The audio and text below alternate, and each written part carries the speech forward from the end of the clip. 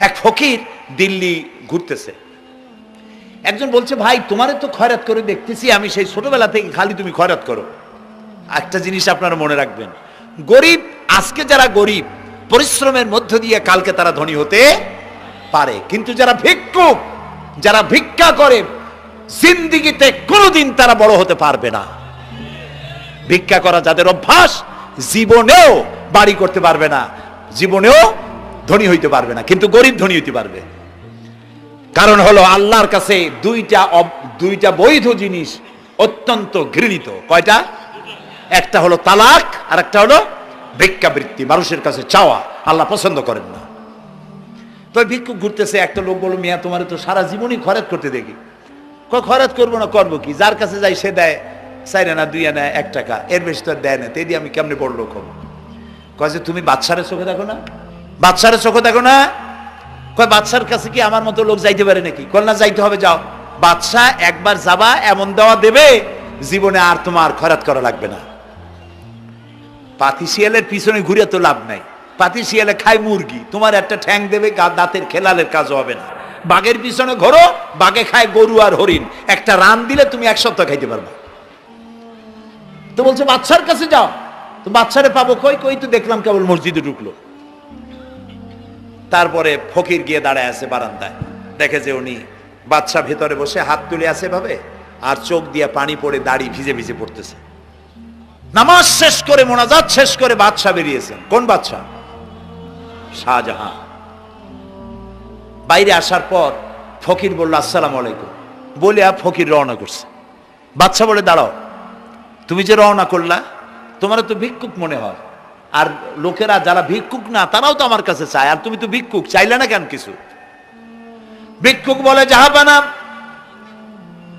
আমি কিছু চাইতে এসেছিলাম আপনার কাছে, কিন্তু আপনার করুণ অবস্থা দেখে আমার জ্ঞানের চোখ খুলে গিয়েছে। আমি দেখতে পেলাম আমি যার কাছে চাইতে এসেছি, আমি তো কান্দি না, হাতও পাতি নাই। যার কাছে চাইতে আসলাম দিল্লির সম্রাট, আবার কোন সম্রাটের কাছে হাত পেতে ভিক্ষুকের মতো কি জানি চায়, আর চোখ দিয়া পানি পড়ে দাড়ি ভিজে ভিজে পড়ছে। আমার জ্ঞানের চোখ খুলে গেছে, দুনিয়ার বাদশার কাছে আর চাইবো না। বাদশা কান্দে যে বাদশার কাছে, তার কাছেই চাইবো। প্রিয় ভাই সব, এই জন্যে জিহেন সাফ করে ফেলুন। দুনিয়ার কোনো মানুষের জন্য, মানুষের কাছে নয়, কোনো কবরে নয়, কোনো কারো কাছে নয়, আল্লাহ তাআলার কাছেই আমরা নামাজের মধ্যে ঘোষণা করেছি, ইয়াকা না'বুদু ওয়া ইয়াকা নাস্তাঈন। আল্লাহ তাআলা, তোমার একমাত্র ইবাদত করি, তোমার কাছেই সাহায্য চাই। কাজেই সাহায্য আল্লাহর কাছে। কার কাছে চাইবো বলেন? আল্লাহ আমাদের ঈমান পোক্ত করে দিন। আমরা বলি আমিন, আমরা বলি আমিন। অসুখ বিসুখ হইলে পরে ধৈর্য ধরবেন। অনেক মানুষ আছে জ্বর হইলে কয় যে এত নামাজ পড়ি খালি জ্বর আমারই হয়, এত রোজা রাখি, ভালো ভালো কাম করি, আমার ছেলের অসুখ মোটে সারি না। এই জাতীয় কথা বলবেন না। মুমিনের পায়ে যদি কাঁটাও ফোটে, সওয়াব থেকে খালি নাই। ধৈর্য ধরতে হবে। কাঁটা ফুটছে, বলেন ইন্না লিল্লাহ। আজাবান লিল মুমিন, মুমিনের জন্য বড়ই আশ্চর্য ব্যাপার, বিপদ হইলেও শুকর আদায় করে, আর সুখে থাকলেও শুকর আদায় করে। সুবহানাল্লাহ বিহামদি। বিপদ আসলে সে বলে ইন্না লিল্লাহি, বলেন ইন্না লিল্লাহি ওয়া ইন্না ইলাইহি রাজিউন। আর যখন শান্তি আসে বলে আলহামদুলিল্লাহ। দুই অবস্থায় তার জন্য নিয়ামত আল্লাহর তরফ থেকে সে পায়, আলহামদুলিল্লাহ। প্রিয় ভাই সব, তো আল্লাহর উপর ঈমান আনার জন্য কয়টা শর্ত বলছি না? এই যে প্যাচ লেগে গেছে, কয় যে 3টা। আল্লাহর উপর ঈমান আনার জন্য শর্ত কয়টা? 4টা। 4টার বলছি কয়টা? 2টা। আরেকটা হচ্ছে আল্লাহর কুদরত, এ বিশ্বাস করা। আল্লাহর কুদরত মানে শক্তি। আল্লাহর কিছু বিশ্বাস করবেন, বলেন জোরে? শক্তি। আকাশ এবং জমিনে শক্তিশালী কে? কিন্তু আমার দেশের জনগণ, কিছু কিছু রাজনীতিবিদরা বলে জনগণই নাকি সকল ক্ষমতার, সকল শক্তির উৎস। কি পাগল! তুমি ক্ষমতার উৎস? নাকের মধ্যে ময়লা, দাঁতে ছাতা, পেটের মধ্যে দুর্গন্ধ ভরা, ক্ষমতার উৎস।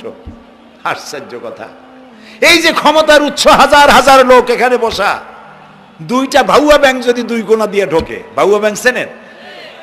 বিগ সাইজের ব্যাংক, দুইটা যদি দুই দিক দিয়ে ঢোকে লাফাইতে লাফাইতে, সামনে যারা আছে এমনি লাফাবে। অন্তত টঙ্গী তামিরুল মিল্লাত মাদ্রাসা ছাড়াইয়া তারপরে ফিরে তাকায় বলবে, ভাই আমরা দৌড়াই কেন? ব্যাংকের সামনে অসহায়, বল্লা ভীমরুলের সামনে অসহায়, সাপের সামনে বিচ্ছুর সামনে অসহায়, তারা কয় সকল ক্ষমতার উৎস জনগণ। কপাল পোড়া, ক্ষমতার উৎস জনগণ নয়। এটা কোরআনের সাথে কন্ট্রাডিকশন হয়। এ কথায় আল্লাহ বলেছেন আন্নাল কুওয়াতা লিল্লাহি জামিয়া, সকল ক্ষমতার উৎস কে? চিল্লায় বলো ক্ষমতা কি দেখছেন? মাত্র 1.5 মিনিট। কয় মিনিট? মাত্র 1.5 মিনিট। আল্লাহ বলেছেন কোন? সাথে সাথে তামিলনাড়ু, মালয়েশিয়া, ইন্দোনেশিয়া, থাইল্যান্ড, মালদ্বীপ, শ্রীলঙ্কা, 2 লক্ষ লোক শেষ, 1 লক্ষের খোঁজ নাই। সমুদ্রের পানি 33 ফিট উঁচু হয়ে এসছে। সুবহানাল্লাহ কই ইচ্ছে করে না?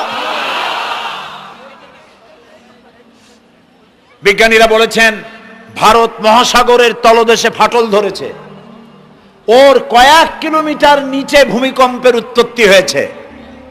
ভারত মহাসাগরের পানি 3 হাত না 4 হাত, কত কিলোমিটার আল্লাহ জানে।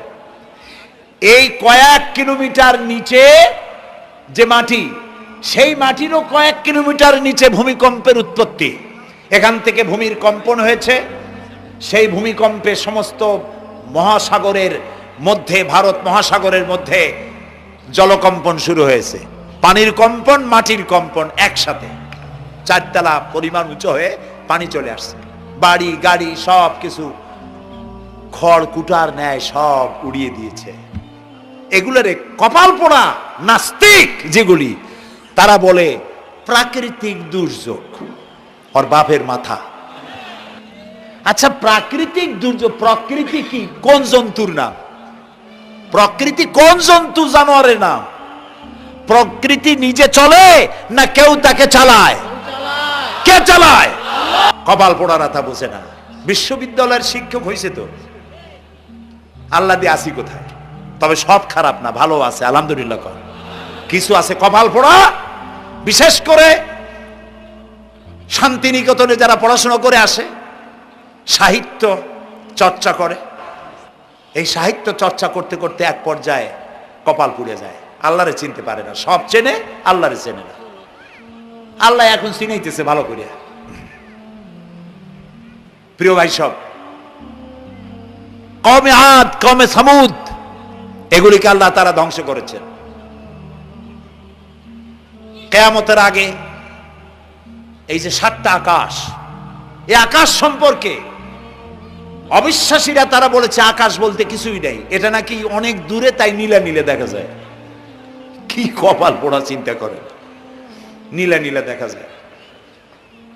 এই আকাশ মহাশূন্য। এই আকাশগুলিকে, আকাশ কয়টা? কয়টা স্তর? 7টা। এগুলি কাতাইয়ে সিজিল্লিল কুতুব। কোরআনে কারিমে আল্লাহ তাআলা বলেছেন কিতাবের পৃষ্ঠার মতো কিয়ামতের আগে একটার পর একটা ঠাস ঠাস করে পড়বে, ভেঙে চুরে চুরমার হয়ে যাবে। ওয়াইদাল বিহারু ফুজ্জিরাত, আল্লাহ তাআলা বলছেন ইদাস সামাউ ফাতারাত ওয়াইদাল কাওয়াকিবু ইনতাসারাত ওয়াইদাল বিহারু ফুজ্জিরাত। আকাশের তারকাসমূহ বিক্ষিপ্ত হয়ে পড়বে। অসংখ্য তারকারাজি, বিশাল বিশাল তারকা বিক্ষিপ্ত হয়ে পড়বে। চন্দ্র সূর্য একটার সাথে আরেকটা ধাক্কা লেগে চাঁদ আর সূর্য আলো হারিয়ে ফেলবে, একাকার হয়ে যাবে। পাহাড়গুলো উঁচু করে আল্লাহ তাআলা জমিনের উপরে আছাড় মারবেন, কালিহিনিল মানফুস, তুলার মতো উড়ে চলে যাবে। সুবহানাল্লাহ বলবা না? কত বড় শক্তি আল্লাহ পাকের। ওয়াইদাল বিহারু ফুজ্জিরাত, সমুদ্র সমূহ বিদীর্ণ হয়ে যাবে। সমুদ্রে যত পানি আছে সমস্ত পানিগুলি নিঃশোষিত হয়ে যাবে মাটির তলায়, এবং সেখানে অগ্নুৎপত্তি হবে। কোরআনে কারিম আল্লাহ বলে দিয়েছেন গোটা সমুদ্রগুলিতে আগুন জ্বলতে থাকবে। এগুলি কিয়ামতের আলামত। আল্লাহ পাকের অফুরন্ত মেহেরবানি। এই যে কানের কাছ দিয়া গুলিটা চলে গেছে, কানে লাগে নাই, বাড়ির কাছ থেকে কিয়ামত হয়ে গেল, বাংলাদেশে আল্লাহ বাঁচাই দিলেন। সুবহানাল্লাহ বলো, আলহামদুলিল্লাহ বলেন। আমাদের প্রতিবেশী দেশগুলিতে যেভাবে আঘাত লাগছে, ওর 1000 ভাগের 1 ভাগের আঘাত কয়েক সেকেন্ড যদি বাংলাদেশে হতো, আমাদের সব অপরিকল্পিত শহর, রাজুক পারমিশন দিয়েছে 3 তলার, করা হয়েছে 7 তলা। এইভাবে অপরিকল্পিত যত বিল্ডিং আছে এগুলি পচা সিমেন্ট দিয়ে, পচা ইট দিয়ে তৈরি করা হয়েছে। 2-3 সেকেন্ডের ভূমিকম্প যথেষ্ট এই শহর লন্ডভন্ড করে দেওয়ার। অসংখ্য মানুষ মারা যাবে, অসংখ্য বাড়িঘর শেষ হয়ে যাবে। এদেরকে রেস্কিউ করার মতো মডার্ন ইকুইপমেন্টসও গভর্নমেন্টের কাছে নাই। এজন্য আল্লাহর কাছে সেজদা দিয়া গুনার তওবা করতে হবে, আল্লাহ আমাদের মাফ করে দাও, আমার এই গরিব দেশটাকে কিয়ামত পর্যন্ত এই গজব থেকে বাঁচাও। প্রিয় ভাই সব, আল্লাহ তাআলার ক্ষমতার ওয়াজ আমি আজ করতে পারবো না, অনেক লম্বা হয়ে যাবে, কারণ আমাকে 3টা পুঁজির কথা তো কমসে কম বলতেই হবে, অল্প করে হলেও। শুনবেন তো? আল্লাহ তৌফিক দিক, বলেন আমিন। তো আল্লাহ তাআলার ক্ষমতায় বিশ্বাস করা, তার প্রচন্ড ক্ষমতা, যা খুশি তাই বলেন করতে পারেন। মরাকে জিন্দাকে মারতে পারেন, মরুভূমিতে ফুল ফুটাতে পারেন। সুবহানাল্লাহ, যা খুশি তাই করতে পারেন। এই শক্তি সহকারে আল্লাহকে বিশ্বাস করতে হবে। 4th নম্বরে আল্লাহর হুকুম এবং হাকাম, আদেশ নিষেধ। আমি আল্লাহরে বিশ্বাস করি, এই কথার কোনো দাম নাই যদি তার আদেশ না মানি, এই কথার কোনো দাম নাই যদি তার নিষেধকে আমি আমার জীবনে প্রত্যাহার না করে চলতে পারি। মুসলমান বলে দাবি করার কোনো মূল্য নাই। একদিকে নামাজ পড়ি, আর একদিকে ওজনে কম দেই, খাদ্যে ভেজাল দেই, বেপরদা করি, মিথ্যা কথা বলা হয়, ওজনে কম দেয়, খাদ্যে ভেজাল দেয়, জমিনের আইল ঠালে আমানতের খেয়ানত করে। আল্লাহর হুকুম মানা হলো না, রসুলের আদেশ মানা হলো না। আল্লাহর উপর ঈমান আনার জন্য 4র্থ শর্ত হচ্ছে আল্লাহ যা বলেছেন মাথা নত করে মেনে নিতে হবে, বলতে হবে সামি'না ওয়া আতা'না। বলেন সামি'না ওয়া আতা'না, শুনলাম আর মেনে নিলাম। বলেন তো জোরে, শুনলাম আর মেনে নিলাম। সুবহানাল্লাহ বলেন। মুমিনেরা এই প্রশ্নই করবে না মদ হারাম কেন, মুমিনেরা এই প্রশ্নই করবে না জুয়া হারাম কেন। একটাই জবাব, মদ হারাম কেন? আল্লাহ হারাম করেছেন তাই হারাম। জিনা হারাম কেন? আমার আল্লাহ হারাম করেছেন তাই হারাম। জুয়া হারাম কেন? আমার আল্লাহ হারাম করেছেন তাই হারাম। কোন যুক্তি নাই। যুক্তির, আল্লাহর নিষিদ্ধ জিনিসে যুক্তি তালাশ করে কেবলমাত্র শয়তান। আল্লাহর আদেশ নিষেধে যুক্তি তালাশ করে কে? শয়তান। মুমিনের কাজ হলো সামি'না, বলেন, ওয়া আতা'না, শুনলাম আর মানলাম, বাস, শেষ কথা, খালাস। এই গেল 4টি শর্ত পুরো হয়ে গেল। এই 4টি শর্ত যদি পূরণ করতে পারি তাহলে আল্লাহরে বিশ্বাস করছি এটা প্রমাণিত হবে, এটা জাস্টিফাই হবে, এটা সত্যতা প্রমাণ হবে যদি আল্লাহর হুকুম মতো। 1 নম্বরে হলো, আমি আবার কথাটা প্যাকেট করে দিই যাতে করে আপনারা বাড়ি নিয়ে যাইতে পারেন। আল্লাহর উপরে ঈমান এনেছি, এই কথাটাকে কমপ্লিট করার জন্য শর্ত কয়টা? 4টা। 1 নম্বরে আল্লাহর অস্তিত্বে বিশ্বাস, বলেন আল্লাহর অস্তিত্বে বিশ্বাস। 2 নম্বরে আল্লাহর গুণাবলীতে বিশ্বাস। 3 নম্বরে আল্লাহর ক্ষমতায় বিশ্বাস। 4 নম্বরে আল্লাহর আদেশ এবং নিষেধে বিশ্বাস, মান্য করে চলা। আল্লাহ যেন এই তৌফিক আমাদের দেয়, বলেন আমিন। আল্লাহ রাব্বুল আলামিন দুনিয়ায় শান্তি, আখিরাতে জাহান্নাম থেকে মুক্তি দেওয়ার জন্য আল্লাহ পাক আমাদেরকে একটা ব্যবসার কথা বলেছেন। ওই ব্যবসায় পুঁজি কয়টা? বলেন। 3টা পুঁজি। বলছি কয়টা? দেখেন যে কেমনি প্যাঁচ লাগে। বলছি মাত্র একটা, সে একটা ডাল বার করছি 4টা। এবার আসেন মূল পয়েন্টে। এবার দ্বিতীয় পয়েন্ট, রসুলের প্রতি ঈমান। আমরা তো রসুলের প্রতি ঈমান আনছি কিনা বলেন? রসুলের প্রতি ঈমান এনেছি। আমাদের এই ঈমান যথেষ্ট নয়, কারণ আমাদের ঈমান হলো রবিউল আউয়াল মাসে ঈমান তাজা হয়, ঠিক না? ঠিক না? রবিউল আউয়াল মাস যখন আসি, ব্যানার টানাই, শামিয়ানা টানাই, রাস্তাগুলিতে ফ্ল্যাগ লাগাই আর আলোক সজ্জা করি। মন্ত্রীরা আসেন, নেতারা আসেন, সিরাতুন নবী মাহফিলে দাঁড়ায় বলেন নবীর আদর্শ অনুসরণ করা ছাড়া উপায় নাই। অথচ ওনার পা থেকে শুরু করে মাথা পর্যন্ত নবীর আদর্শ নাই। আবার এই নেতা রামকৃষ্ণ মিশনে, রামকৃষ্ণ পরমহংসদেব তার মঞ্চে গিয়ে বলেন রামকৃষ্ণের নীতির ছাড়া বিকল্প কিছুই নেই। আবার গৌতম বুদ্ধের জন্মবার্ষিকী উদযাপনের জন্য সেখানে গিয়ে বলেন গৌতম বুদ্ধের অহিংস নীতি অনুসরণ করা ছাড়া জাতির যোগীনাথ হওয়ার আর কোনো পথ নাই। যেখানে যায় সেই জায়গার বুলি ধরে। রবিউল আউয়াল মাস আসতে পারে, আলোকসজ্জা করে ইয়া নবী সালামু আলাইকা, ইয়া রাসূল সালামু আলাইকা। এরপরে গরম গরম জিলাপি রাসূলুল্লাহকে বুঝায় দেওয়া হলো, হে রাসূল আপনি তাকিয়ে দেখেন কত মহব্বত আপনারে করি, আপনার মহব্বতের জন্য আমাদের শহরের কোনো মিষ্টির দোকানে আর মিষ্টি নাই, সব আমরা খাইয়া শেষ করছি।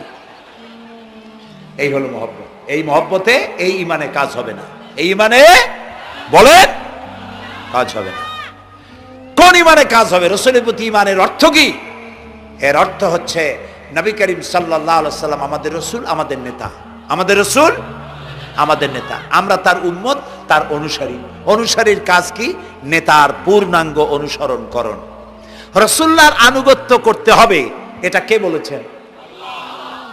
আল্লাহ রাব্বুল আলামিন সূরা আলে ইমরানের মধ্যে বলেছেন কুল ইন কুনতুম তুহিব্বুনাল্লাহ ফাত্তাবিউনি ইউহিব্বুকুমুল্লাহ ওয়া ইয়াগফির লাকুম যুনুবাকুম আল্লাহু গফুরুর রহিম।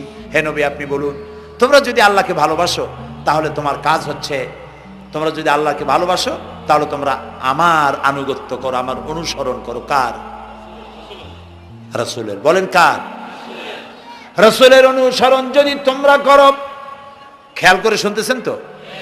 আল্লাহ তাআলা বলছেন নবী আপনি বলেন তোমরা যদি আল্লাহকে ভালোবাসো, তোমাদের এই দাবি যদি সত্য হয় তাহলে আমার অনুসরণ করো, আমার আনুগত্য করো।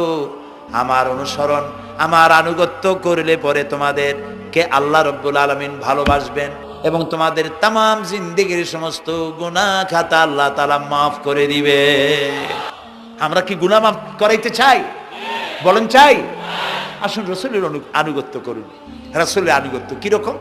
রাসূল যেভাবে মোস কাটছে আমরা সেইভাবে মোস কাটবো। তিনি দাড়ি যেভাবে রাখছেন আমরা সেইভাবে রাখবো। তিনি চুল কাটছেন যেভাবে সেইভাবে করব। তিনি পায়ের নখ, হাতের নখ যেভাবে কাটছেন সেইভাবে করব। তিনি যেভাবে বিবাহ করেছেন সেই সুন্নত অনুযায়ী বিবাহ, তিনি যেভাবে দেশ চালাইছেন সেইভাবে দেশ চালাবো। রাসূলের অনুসরণের অর্থ শুধু এই নয় যে তিনি যেভাবে সুরমা লাগাইছেন আমি ওইরকম সুরমা দেব, তিনি যেভাবে কদু খাইছে আমিও কদু খাবো, এইটা নয়। এটা নয়, শুধু রাসূলের আনুগত্য হবে মুরগির ফার্ম থেকে শুরু করে জাতিসংঘ পর্যন্ত, জীবনের সব ক্ষেত্রে। আর বিশ্বাস করতে হবে তিনি শেষ নবী, তারপরে আর কোন নবী আসবে না।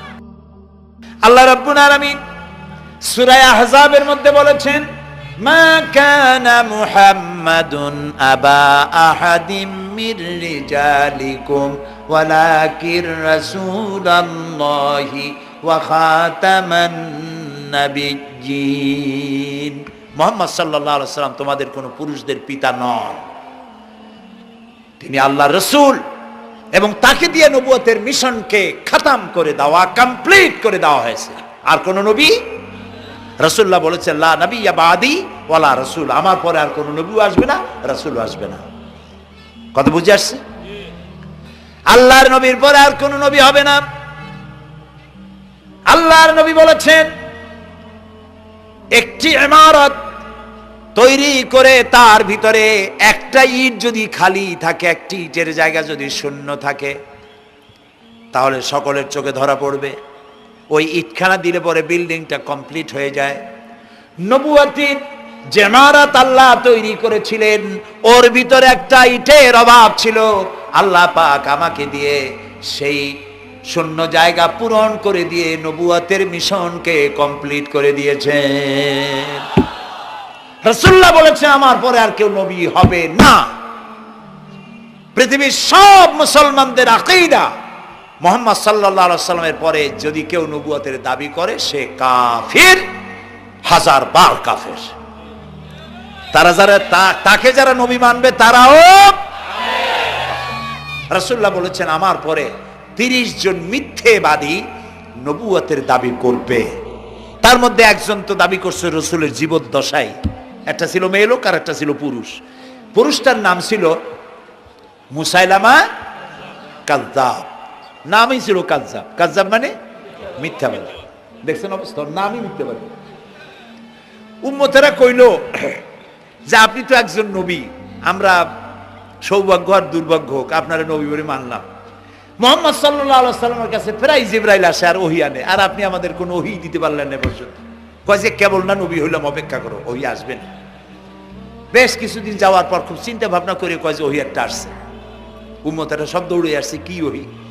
কয় যে এইমাত্র শেষ রাত্রে জিবরাইল আসছিল, আইসে আমারে কয়ে গেল একটা সূরা নাজিল করলো। সূরাটা কি? ইন্না আতাইনাকাল আকাক ফাসাল্লি লিরাব্বিকা ওয়াজআক ইন্না শানিয়াকা হুয়াল আবলাহ। উম্মতেরা কয় সর্বনাশ, এই সূরা পড়তে গেলে তো আমরা কাইসা মরে যাব। এর অর্থ তো খুব বিকায়দা। এ কি সূরা নাজিল হইল আপনার উপরে? ইন্না আতাইনাকাল আকাক মানে আমি তোমাকে হুতুম পেশা দান করেছি, সুতরাং তুমি তোমার প্রভুর উদ্দেশ্যে নামাজ পড়ো আর চিৎকার মারো, কারণ তোমার শত্রুরা সাদা এবং কালো বর্ণের। আমরা তো আগামাথা কিছু বুঝলাম না, কি ওই? আচ্ছা ঠিক আছে, পয়গম্বর মুহাম্মদ সাল্লাল্লাহু আলাইহি সাল্লামকে তার উম্মতেরা নিয়ে যায় তাদের বাগানে, মাঝে মধ্যে নিয়ে যায়। নিলে পরে যে কুয়ায় পানি থাকে না, শূন্য কুয়া পানিতে ভরে যায়। যে গাছতলা দিয়ে তিনি হেঁটে যান, যে খেজুর গাছে খেজুর নাই সেই গাছতলা দিয়ে রাসূল হেঁটে গেলেন, গাছে ফল ধরে যায়। আপনি তো এরকম কিছু দেখাইতে পারেন না। তোমরা তো আমার নেও না, চলো না যাই। নিয়ে গেছে, যাইয়া দেখে যে কুয়ার পাড় দিয়ে যায়, যে কুয়ায় পানি থাকে তা থাকে না, শুকায় যায়। যে গাছ তলায় দিয়ে যায় ওই গাছে খোরমা থাকলে সাথে সাথে খরু ঝরে যায়। উম্মতের কয় কি একটা কপাল পড়ো নবী পাইলাম বাকি। আল্লাহ তারে শেষ করছে দুনিয়া থেকে, জাহান্নামে চলে গেছে। সেই মহিলাটাও গেছে, সেও গেছে। রাসূলুল্লাহ বলেছেন এইরকম 30 জন মিথ্যাবাদী নবুয়তের দাবি করবে কিয়ামতের আগ পর্যন্ত। গোলাম আহমদ কাদিয়ানী, এ হলো ইতিহাসে আমরা যদ্য পাই তার পর্যন্ত 28 জন হয়েছে। মুহাম্মদ সাল্লাল্লাহু আলাইহি সাল্লামের ইন্তেকালের পর ওকে নিয়ে হয়েছে 28 জন। কয়জন হইল? বাকি আছে কয়জন? তাই বলে কিয়ামত যে এই 2 জন হইলি আগামী বছর বা 5-6 বছরের মধ্যে কিয়ামত হবে ওইটা চিন্তা করেন না। এই পৃথিবীতে একটা লোক আল্লাহ শব্দ উচ্চারণ করার যদি থাকে কিয়ামত সে পর্যন্ত হবে না। সুতরাং বহুত দেরি আছে কিয়ামতে। তবে ওর মতো আরো শয়তান 2 জন আসবে। গোলাম আহমদ কাদিয়ানী বলল আমি পয়গম্বর, আমি নবী, আমার উপরে ওহী আসে। তো তার সঙ্গে ওই যুগের বড় আলেম মাওলানা আতাউল্লাহ শাহ বুখারী রহমতুল্লাহ আলাইহি তিনি বললেন, আচ্ছা তুমি যে নবুয়তের দাবি করো এই শক্তি তুমি পাও কই? কয় যে আমার শক্তি তো কোরআন, কোরআনের মধ্যেই আছে আমার কথা। কোথায়? কয় সূরা সফের মধ্যে আছে, ইয়াতি মিন বাদি ইসমুহু আহমদ। ঈসা আলাইহিস সালাম আমার ব্যাপারে ফোরকাস্ট করেছেন, ভবিষ্যৎবাণী দিয়েছেন যে আমার পরে একজন আসবে তার নাম হবে আহমদ, আমি তো সেই আহমদ। মাওলানা বুখারী বলছেন বেকুব, ঈসা আলাইহিস সালাম যার কথা বলেছেন তার নাম, ঈসা আলাইহিস সালাম যার কথা বলেছেন তার নাম হলো ফকাত আহমদ, আর তোমার নাম হলো গোলাম আহমদ। তাহলে এতে করে বোঝা যায় ঈসা আলাইহিস সালাম যার কথা বলেছেন তুমি সেই আহমদের গোলাম, তো তুমি নবুয়তের দাবি করো কেন? গোলাম আহমদ কয় যে হুজুর আমার নামের আগে গোলাম বৈশা একটু সমস্যা হয়েছে, ঠিক, তো গোলামটারে যদি বাদ দেই তাহলে তার আপনি আপত্তি করতে পারেন না আমি আহমদ থাকি আর আপনি আমার উম্মত হয়ে যান। আমি আমার কথা ঈসা আলাইহিস সালাম বলেছেন। মাওলানা বুখারী বলছেন দেখো তোমার ফতোয়া অনুযায়ী তুমি বলছো নামের প্রথম অংশ বাদ দিয়া শেষের অংশ নিয়ে তোমার উপর ঈমান আনতে, তাহলে আমার নাম আতা আল্লাহ, তোমার ফতোয়া অনুযায়ী আমার নামের প্রথম অংশ বাদ দিলাম, আতা গেছে, থাকছে আল্লাহ। আর আল্লাহ হয়ে বলছি তোর মতো গাধারে আমি নবুয়ত দেই নেই। এরপর এই শয়তানের মৌত হলো কোথায় বলেন? কোথায়? পায়খানার ভিতরে। এই কাদিয়ানীরা, গোলাম মোহাম্মদ কাদিয়ানী কাফের, ওরে যারা নবী বলে মানে তারাও কাফের। প্রিয় ভাই সব, পৃথিবীর 48টি মুসলিম দেশ কাদিয়ানীদেরকে নন মুসলিম মাইনরিটি হিসেবে ঘোষণা দিয়েছে রাষ্ট্রীয়ভাবে। সৌদি গভর্নমেন্ট আইন পাশ করেছে কিয়ামত পর্যন্ত কাদিয়ানীরা মক্কা মদিনায় প্রবেশ করতে পারবে না। কাজী তাদের ব্যাপারে উচ্চবাচ্য কথা বলতে গিয়ে ব্যারিস্টার হন, আইনজীবী হন, যেই হন, খতমে নবুয়তের আন্দোলন যারা করে তাদের ব্যাপারে কথা বলতে গিয়ে মুখ সামনে কথা বলবেন। এদেশের মানুষ শহীদ হয়ে যাবে, কাদিয়ানীদেরকে বরদাস্ত করবে না। আমাদের দেশে হিন্দু, থামুন, আমাদের দেশে হিন্দু, খ্রিস্টান, বৌদ্ধ আমাদের দেশের নাগরিক অধিকার ভোগ করে না? আমাদের সমান নাগরিক অধিকার তারা ভোগ করে। কাদিয়ানীরাও হিন্দু খ্রিস্টানদের মতো নন মুসলিম মাইনরিটি হিসেবে এদেশে বসবাস করে নাগরিক সুবিধা ভোগ করবেন, কোনো অসুবিধা নাই। কিন্তু আপনি মুসলমান বলে দাবি করবেন না, শেষ নবী মানবেন না, আমরা এই ব্যাপারে কিয়ামত পর্যন্ত আপোষ করব না। কেবলমাত্র মূর্খ, দালাল, হারামখোর তারাই কাদিয়ানীদের পক্ষ অবলম্বন করতে পারে, ইমানদারেরা পারে না।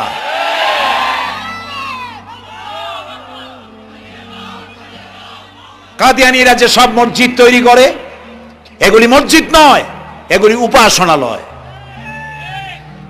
হিন্দুদের মন্দিরকে যেভাবে আমরা সম্মান করি, ওদের উপাসনালয়কেও সম্মান করি। কিন্তু কাদিয়ানীরা যতদিন মুসলমান নামের পরিচয় দিতে থাকবেন, আমরা আমাদের অধিকার আদায়ের জন্য সুশৃঙ্খল ভাবে গণতান্ত্রিক পদ্ধতিতে আমরা এই অধিকার আদায়ের চেষ্টা করব। খতম নবুয়তের আন্দোলন কোনো রাজনৈতিক আন্দোলন নয়, এটি আমাদের ইমানের আন্দোলন। যারা আন্দোলন করতেছেন তারা আমাদের ফরজে কিফায়ার দায়িত্ব পালন করছেন। প্রিয় ভাই সব, রাসূলের প্রতি ঈমান আনতে হলে এরকম ঈমান আনতে হবে, তারপরে আর কোন নবী আসবে না। তারপরে কথা হলো তাকে অনুসরণ করতে হবে পায়ের নখকাটা থেকে শুরু করে মাথার চুল পর্যন্ত, জীবনের সব ক্ষেত্রে রাসূলের অনুসরণ করতে হবে। তিনি সেনাপতি ছিলেন, শ্রমিক ছিলেন, পিতা ছিলেন, নানা ছিলেন, স্বামী ছিলেন, ঠিক না? তিনি রাষ্ট্রপ্রধানও ছিলেন। প্রিয় ভাই সব, এই যে আল্লাহ রাব্বুল আলামিন মুসলমানদেরকে পৃথিবীর মধ্যে সবথেকে বেশি শান্তি প্রিয় করেছেন, কোন আলহামদুলিল্লাহ। তোমরা আমার মক্কা যাইয়া দেখো, মক্কা মদিনায় যাইয়া দেখো, আমাদের কও সন্ত্রাসী। মক্কা মদিনায় লক্ষ লক্ষ মানুষ এই যে সব চলে গেছে, এখন কোথায় গেছে? সারা পৃথিবী থেকে মানুষের এখন ছুটছে, পৌঁছে গেছে, আর পথে আছে, প্লেনে আছে, নদীতে আছে, গাড়িতে আছে। সুবহানাল্লাহ, লক্ষ লক্ষ মানুষ চলে গেছে, সবার একই ড্রেস, একই গন্তব্য, একই স্লোগান, লাব্বাইক আল্লাহুম্মা লাব্বাইক।